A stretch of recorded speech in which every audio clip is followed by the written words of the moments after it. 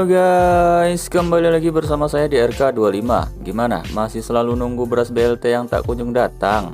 Hehehe. Oke, pada video kali ini saya akan merangkum sebuah film lagi, yang mana film ini diambil dari sebuah kisah nyata. Film ini menceritakan seorang pecandu alkohol sekaligus penggila wanita malam, yang mana ketika dia sedang terbawa pengaruh alkohol, dia tidak segan-segan untuk membunuh korbannya, yang padahal para korbannya ini telah memberikan kepuasan untuknya. Dan film ini berjudul The Golden Glove tahun 2019. Baiklah, tidak usah panjang lebar di awal dikarenakan besok saya akan melakukan sidak bansos di kelurahan, dan inilah ceritanya. Akan tetapi seperti biasa, jika kalian suka dengan video kali ini, silahkan kalian like dan subrek aja biar nggak ketinggalan video menarik lainnya dari channel ini.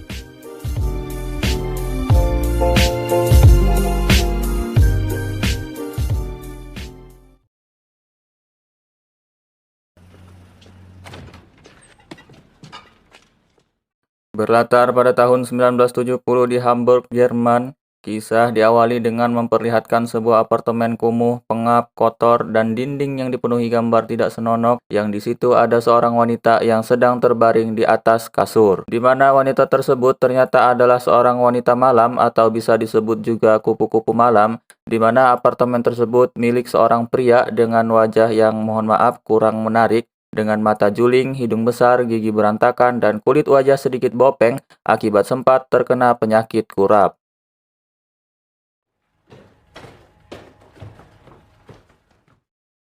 Dia bernama Fritz Honka, kita panggil saja Honka. Wanita tersebut ternyata bukan sedang tidur atau pingsan, melainkan sudah tewas dibunuh oleh si Honka. Entah apa penyebabnya, yang pasti kita bisa simpulkan sementara jika Honka adalah seorang pria yang jahat. Honka sempat terkejut ketika anak tetangga melihatnya akan membuang jasad si wanita. Dia pun kembali ke kamar dan tidak tahu harus dibuang kemana jasad ini, sehingga dengan sedikit ragu, Honka pun memutilasi jasad tersebut, membungkusnya dengan plastik, membuang sebagian potongan tubuhnya di tempat lain, dan sisanya disembunyikan di dalam ruangan penyimpanan di dinding apartemennya. Dan film pun baru dimulai. Kemudian scene berpindah ke sebuah sekolah yang di situ ada seorang siswi cantik bernama Petra bersama teman dekatnya bernama Willy. Mereka berdua sangat senang sekali minum soda, terlebih lagi si gelis Petra yang tidak hanya nyoda tetapi juga merokok. Yang ketika sedang mencari korek, muncullah bebegik Honka yang menyalakan rokoknya, di mana Honka nampak sangat terpana ketika melihat kecantikan Petra yang pastinya masih berwarna pink. Danke. Ini adalah sebuah bar yang terletak di tengah pusat lokalisasi alias prostitusi, di mana Honka sering minum-minum di sana karena letaknya yang tidak jauh dari tempat tinggalnya. Hey Fide, kannst du was trinken? Ich geh mal aus. Lokasi yang strategis membuat bar ini rame dikunjungi oleh para tamu kalangan menengah ke bawah dan juga menjadi tempat para wanita malam untuk menjajakan dirinya, dan sebagian besar wanita malam yang mangkal di sini adalah para wanita yang sudah lanjut usia yang memang sudah expired dan tidak layak jual.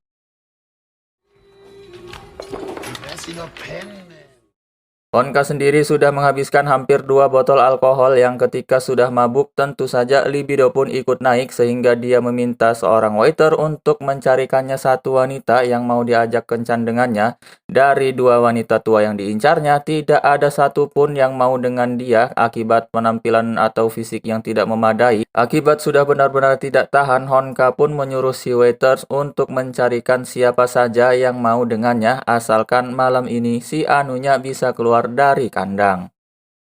Bei Alfons und Gretel sind die Schafe, überall sind die Schafe. Si waiters pun berhasil mendapatkan satu wanita cantik bernama Gerda, ini parasnya, yang benar-benar sudah lansia dan sudah sangat-sangat tidak layak melakukan pekerjaan seperti ini, di mana Honka yang sudah kepalang nafsu pun membawa Mbok Gerda ke apartemennya tanpa memperdulikan status beliau yang lebih pantas menjadi neneknya. Geh mal vor und fordere an der Haltestelle auf mich. Pertama masuk ke apartemen, Gerda langsung menutup hidung akibat bau menyengat yang benar-benar menusuk hidung, di mana Honka beralibi jika bau tersebut berasal dari penghuni di kamar bawah yang suka masak segala macam daging hampir setiap hari. Hammelfleisch und Knoblauch und was weiß ich noch was. Sebelum digadabah, Honka pun mengambil miras simpanannya supaya si Mbok merasa aman dan nyaman di tempat ini, yang ketika Honka sendiri sudah benar-benar mabuk dan bisa mengabaikan wajah Mbok Gerda, Honka pun langsung menyuruhnya naik ke atas kasur dan...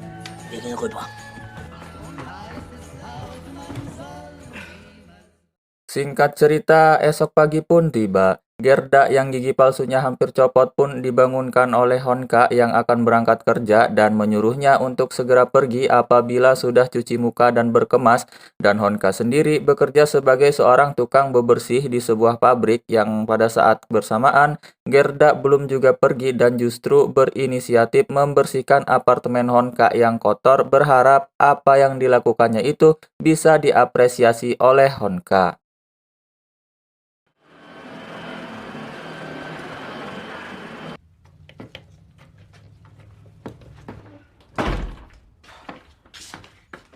Saat sudah pulang, Honka pun terkejut ketika melihat Gerda masih di sana dan langsung menghantamnya hingga tersungkur. Kemudian menyeretnya keluar, yang mana momen ini semakin menegaskan jika Honka adalah sosok yang benar-benar tidak bermoral. Tak diduga, Honka pun mengizinkan Gerda untuk kembali masuk setelah melihat kamarnya yang bersih dan gigi palsu yang patah berhamburan akibat pukulan yang dilayangkan barusan. Sambil memperbaiki gigi palsunya menggunakan lem Fox, Honka pun mendengar curhatan Gerda yang tidak punya tempat tinggal dan sudah beberapa bulan hidup di jalanan, di mana dia bersedia untuk mencuci, menyapu, memasak, dan lain-lain, asalkan Honka mengizinkannya tinggal di sini. Kannst du eigentlich auch kochen? Natürlich. Awalnya Honka menolak, tetapi saat mendengar jika Gerda memiliki seorang anak perempuan berusia 20 tahunan, seketika itu Honka teringat dengan sosok si cantik Petra yang sempat ditemuinya, di mana dia membayangkan anak perempuan Gerda ini akan secantik si Petra, sehingga Honka mengizinkan Gerda untuk tinggal di sini. Tetapi dengan satu syarat, Gerda harus menandatangani surat perjanjian yang isinya tentang persetujuan untuk sepenuhnya menyerahkan dalam tanda kutip mengawinkan putrinya dengan dirinya. Und? Hast du noch was auszusetzen? Demi tempat tinggal dan alkohol, Mbok Gerda yang sudah uzur pun rela menjadi pesuruh Honka yang bertugas untuk menyapu, mencuci, membersihkan si anunya, dan memasak makanan untuk si Honka. Tak jarang dia merasa terintimidasi dengan sikap Honka yang kasar dan galak yang bagi Honka sendiri itu dianggap wajar dan lelucon tanpa merasa simpati sedikit pun. Nicht da reinrotzen. Du Suppenkasper. Pada suatu malam, Honka mengajak Gerda ke bar dalam rangka ngebaik-baikin Gerda supaya secepatnya membawa anak perempuannya ke sini. Namun apa jawaban Gerda? Dengan santuinya beliau mengatakan jika dirinya sudah lama tidak bertemu dengan anak perempuannya, justru dia hidup menggembel karena sudah ditelantarkan oleh anak dan suaminya akibat kecanduannya terhadap alkohol dan attitude-nya yang kurang baik. Was weiß ich denn? Die will keinen Kontakt mehr mit mir. Sontak hal itu pun membuat Honka kesal sampai-sampai tak sadar telah memecahkan gelas yang mengakibatkan tangannya terluka dan darahnya mengotori meja sehingga sang manajer pun menyuruh untuk segera pergi ke toilet dan membersihkan tangannya tersebut. Saat sedang di toilet itulah muncullah seorang petugas dinas sosial yang bermaksud untuk memberikan tempat tinggal dan makanan yang layak bagi para gelandangan, pengemis, termasuk pekerja pengencrit komersial yang ketika sebagian besar wanita malam yang ada di sana menolak untuk dibantu. Gerda pun bersedia untuk ikut setelah sang petugas menjanjikan pembinaan dan tempat tinggal yang layak bagi wanita tua sepertinya. Ich sorge dafür, dass sie sich richtig ausschlafen können. Alhasil ketika Honka keluar, dia pun mendapatin Mbok Gerda sudah tidak ada di sana, yang berarti malam ini dirinya tidak punya siapa-siapa lagi untuk dijadikan pelampiasan burung empritnya tersebut.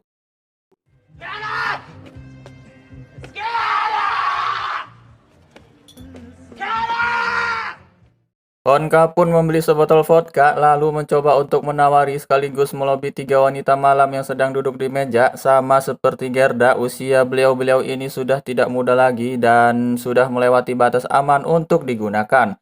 Namun dengan alasan yang sama, yakni isi dompet terbatas dan sudah kepalang jangar atau pusing akibat mabuk, Honka pun mengajak mereka bertiga ke apartemennya setelah diiming-imingi minuman yang ada di tempatnya. Wenn man sich daran hält, kann nicht viel. Satu dari 3 wanita malam itu pun harus tidak sadarkan diri karena terlalu banyak minum, di mana Honka dan kedua temannya pun meninggalkan dia di sana setelah seorang warga berteriak untuk jangan berisik dan mengancam akan memanggil polisi. Sama seperti yang lain yang baru pertama kali masuk ke sini, kedua wanita ini pun mencium bau tidak sedap di mana Honka pun lagi-lagi mengkambing hitamkan penghuni di kamar bawah sebagai penyebab bau tak sedap tersebut.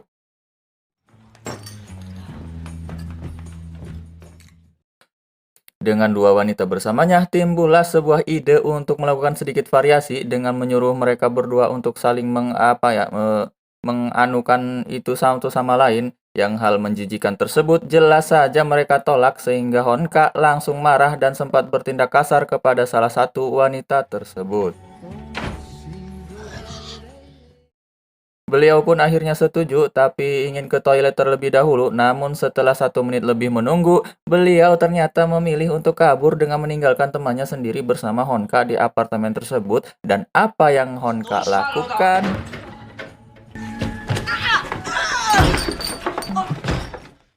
Akibat alkohol, emosi Honka lagi-lagi tidak terkendali di mana dirinya tak sadar telah membunuh wanita tersebut dan dengan fakta tersebut dia pun tidak punya pilihan lain selain memutilasinya dan menyembunyikan mayat tersebut di dalam ruang penyimpanan di dinding apartemennya. Beberapa waktu berlalu, kita akan dibawa kepada teman dekatnya Petra, yakni Willy, yang sedang mencari tempat nongkrong asik dan tak sengaja menemukan bar ini. Sempat terdiam, hanya duduk dan menikmati keadaan di sekitar, muncullah seorang om-om dengan berkacamata hitam sebelah yang nampaknya sudah mabuk berat dan berbicara ngelantur kepadanya, sehingga Willy memutuskan untuk minum soda daripada meladeni omongan ngelantur pria tersebut. Kembali ke Honka yang sedang berangkat kerja sambil menyalakan sebatang rokok dan tiba-tiba akibat insiden tersebut, Honka pun dipecat dari pekerjaannya. Karena tidak masuk kerja selama berhari-hari, sehingga Honka yang masih punya pikiran waras pun memutuskan untuk berhenti minum alkohol dan curhat kepada sahabatnya jika alkohol tersebut telah membuat hidupnya menjadi sial dan kacau, pertanda bahwa Honka sadar 100% jika pembunuhan yang dilakukan itu salah dan tidak ada niat sedikit pun untuk melakukan jika bukan karena pengaruh alkohol.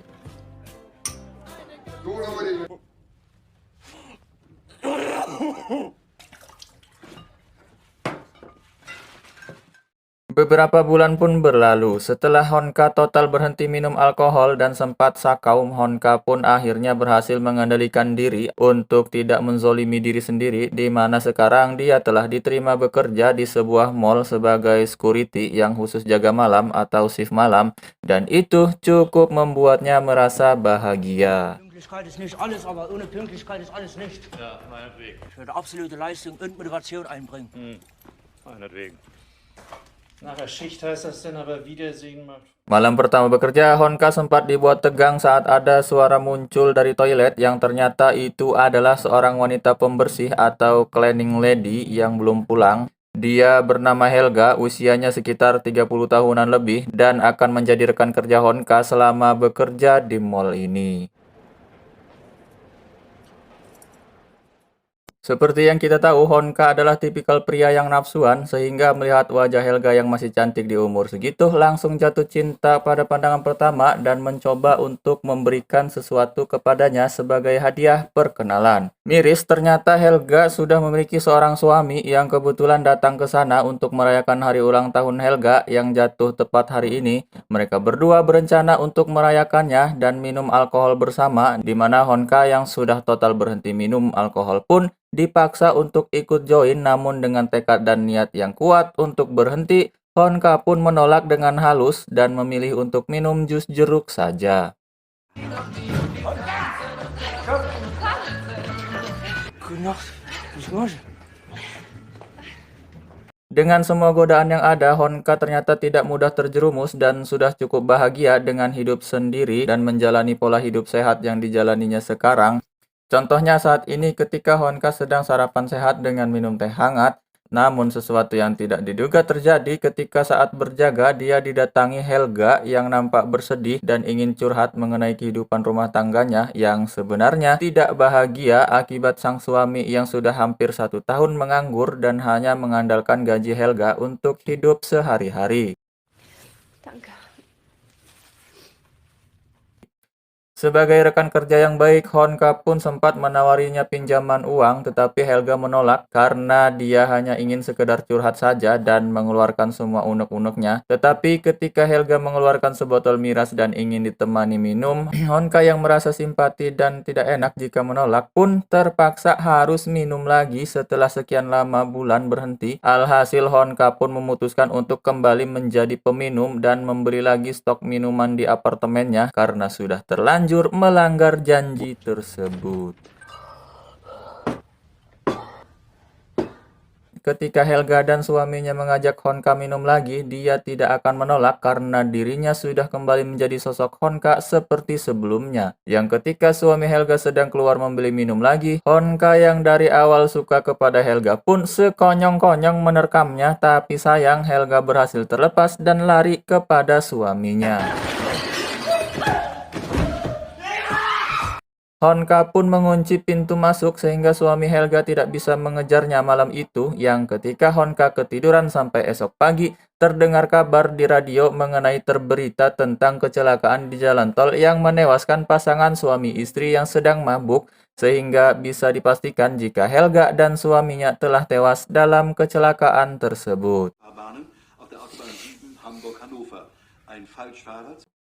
Dan setelah sekian bulan tidak berkunjung ke bar, Honka pun langsung disambut tidak meriah oleh teman-temannya sesama peminum. Honka dengan seragam dan pekerjaan barunya pun dengan lagaknya menyombongkan di depan semua temannya dan mengaku punya pacar baru bernama Helga yang sudah almarhum.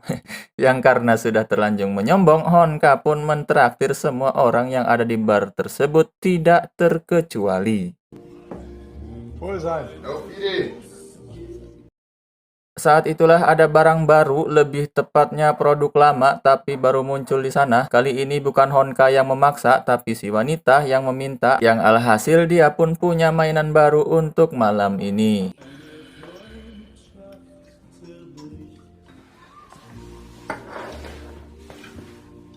Setelah sekian bulan tidak melakukan olahraga, si anunya pun melehoi seperti tidak ada semangat, di mana saat si wanita tertawa dengan nada meledak, Honka pun menghajar wajahnya sampai berdarah dan bebak belur. Berbeda dengan wanita-wanita sebelumnya, kali ini Honka harus mengalami sial tatkala wanita yang satu ini cukup nekat dan brutal dengan mengolesi anunya dengan balsem cap kaki 3 yang pastinya akan sangat panas sekali. Bukan hanya itu, si wanita pun menendang kantong menyan Honka yang membuat dia sampai nyusruk tidak berdaya. Seperti kita tahu, emosi Honka akan menjadi sangat meledak-ledak ketika sedang dalam pengaruh alkohol, di mana si wanita pun harus mengalami nasib yang sama seperti korban sebelumnya, yaitu tewas tetapi dengan cara dicekik kemudian digeprek menggunakan botol minuman.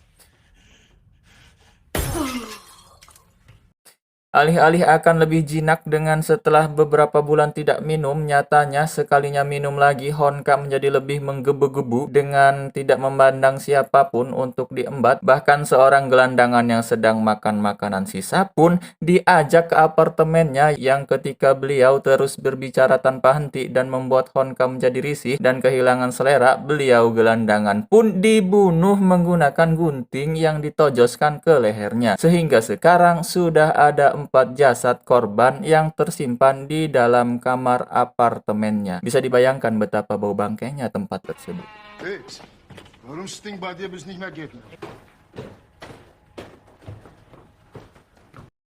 Beralih ke penghuni kamar yang tinggal tepat di bawah kamar Honka, di situ mereka sedang mengadakan acara makan keluarga yang penuh canda tawar yang gembira sampai satu anak menemukan seekor belatung pada piringnya yang ternyata belatung tersebut berasal dari atap lantai kamar si Honka. Sementara itu kita akan dibawa ke bar. Di situ sudah ada Willy mengajak Petra ke sana. Dengan sombongnya dia mengatakan jika bar ini tempat dia nongkrong, yang padahal Willy baru 1 kali datang ke sini. Sama seperti peribahasa pucuk dicinta ulam pun tiba. Tiba-tiba kemunculan Petra di bar tersebut sangatlah tidak terbayangkan sebelumnya oleh Honka yang bisa kembali melihat bidadari impiannya tersebut. Willy sendiri izin ke toilet karena beser, yang ketika Honka akan menghampiri Petra, muncullah tamu lain yang lebih dahulu menggodanya. Karena siapa yang tidak tergoda melihat Petra di tengah para produk expired di sini. Herr Schlegel, was meinst du? Pass mal auf, ich hab da eine Idee. Untuk kedua kalinya Willy bertemu dengan si om-om berkacamata sebelah. Alih-alih ingin sok asik dan sok kenal, Willy pun menyapa si om tepat saat mereka berdua masih sedang kencing, di mana si om yang sudah dalam kondisi mabuk parah pun mengira jika Willy meledeknya, sehingga si om dengan cueknya kencing tepat di belakang Willy yang membuat celananya basah dan bau hangser. 5 menit berlalu, Willy tidak kunjung keluar sehingga membuat Petra merasa harus menyusulnya, yang tanpa dia sadari Honka pun sedang mengikutinya dari belakang.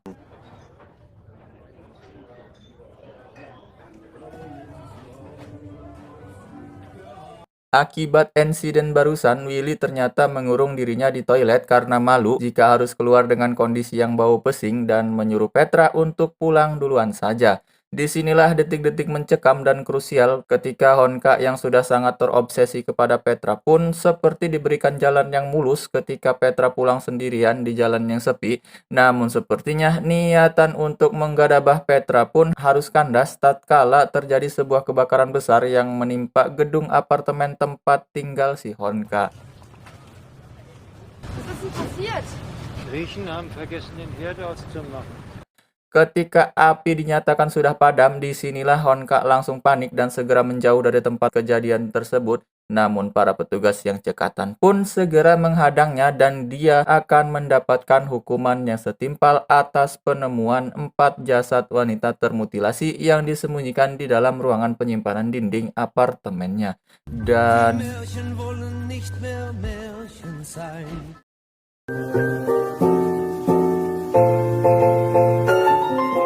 bagaimana? Cukup kontroversial sekali, bukan? Dan film ini adalah kisah nyata yang diadaptasi dari kejadian aslinya. Terlepas dari itu, kita semua manusia tidak akan luput dari yang namanya kesalahan. Akan tetapi, jika kita sendiri tidak bisa mengendalikan semua itu, maka kita akan terus-menerus terjerumus dalam kesalahan tersebut.